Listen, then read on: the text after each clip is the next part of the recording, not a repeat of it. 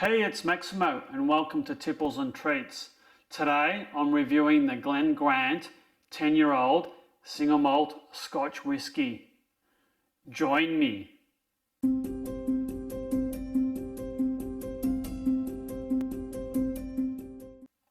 I bought this 10-year-old single malt Scotch whisky at my local Tipple superstore recently. It was around about $64 on special. I thought, yeah, looks interesting. It's reasonably priced. Let's not give this a go. So this is a 700ml bottle. It is 40% alcohol by volume. And as I said, $64 bought locally. The Glen Grant distillery employs the barley to the bottle philosophy in producing whisky, meaning that all its ingredients are entirely produced within the distillery grounds. It's a 10-year-old Speyside single malt. Now, I've had a lot of Speyside whiskies and I am particularly fond of them, mainly because of the flavour profile, I think. The tasting notes on the back of this bottle say that it's a brilliant introduction into the complex and flavoursome world of aged single malts, with approachable flavours of hazelnut and ripe orchard fruits. Matured in ex-bourbon casks, the Glen Grant 10-year-old finishes with a soft, creamy mouthfeel, which can be served neat over ice or with your favourite mixer. Now, there's no way I'd ever mix a 10-year-old single malt Scotch whisky with anything other than ice. Now, it's quite a stylish bottle.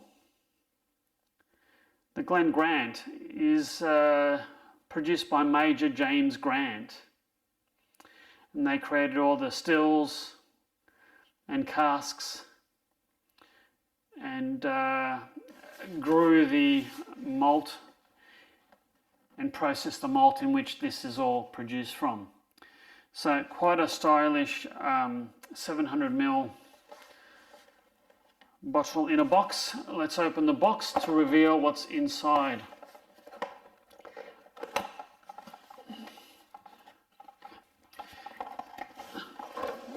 Bought on sale. Rather plain looking bottle, isn't it, with a green label.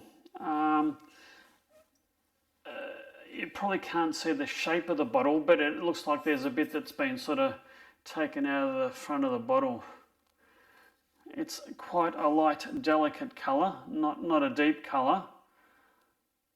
And yeah, interesting. All right. A lot plainer than I was expecting. I don't know why. Now, fail. Oh goodness.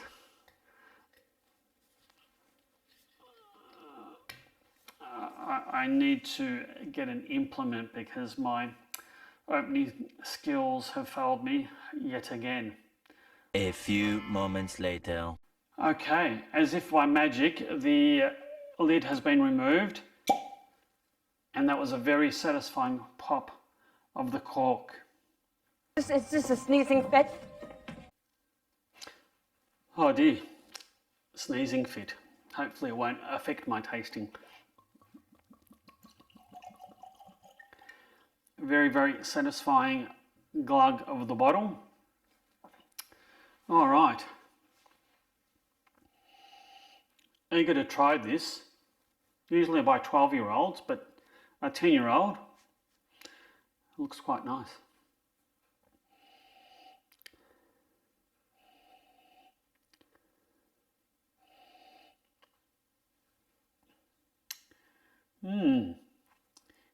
Interesting. It's quite a delicate, light nose.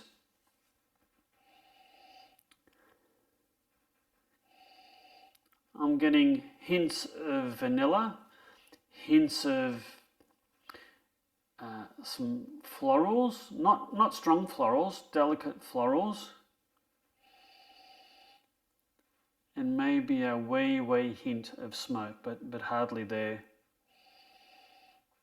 Certainly a light, fruity nose. Let's give this one a go.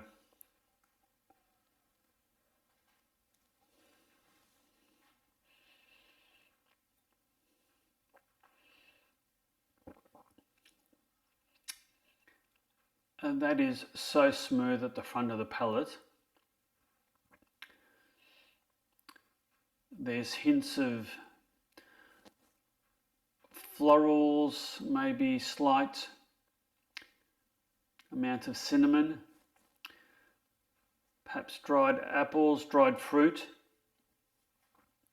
a little bit of vanilla perhaps.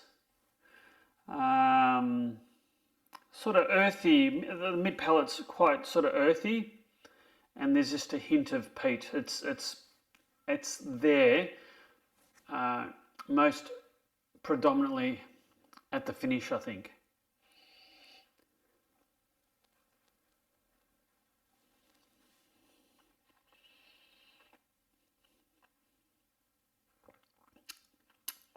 It's quite dry, quite astringent.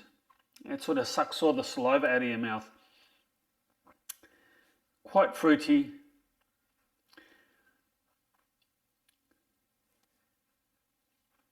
It's nice. It's a nice, light, reasonably well balanced, easy to drink 10-year-old single malt. Neat. Now I'm going to try this with a bit of ice to see what difference it makes.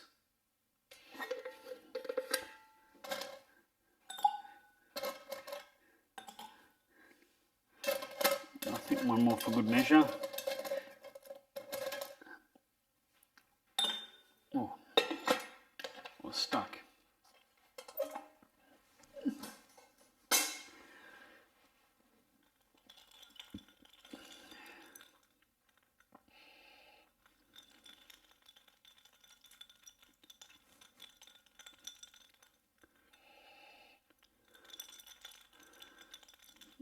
I think it's getting quite cold. I think enough of the ice has melted. And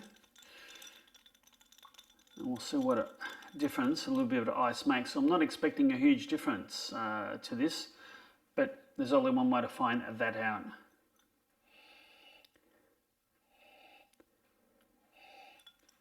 The nose is quite similar. I don't think there's, I'm still getting sort of vanilla and the fruits is still there.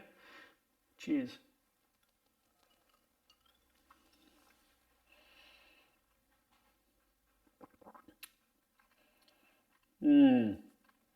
I think that the creaminess and smoothiness at the front of the palate is there.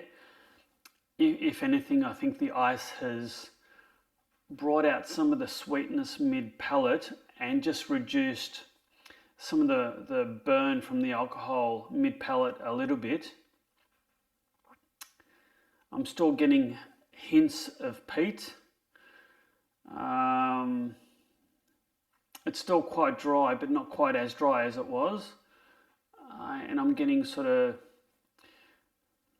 toffee or toffee apple sort of finish. I'll have another one.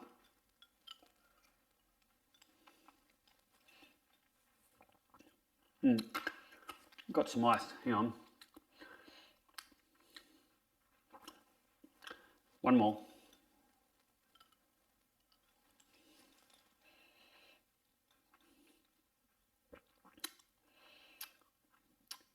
That's quite a nice, light, approachable, easy to drink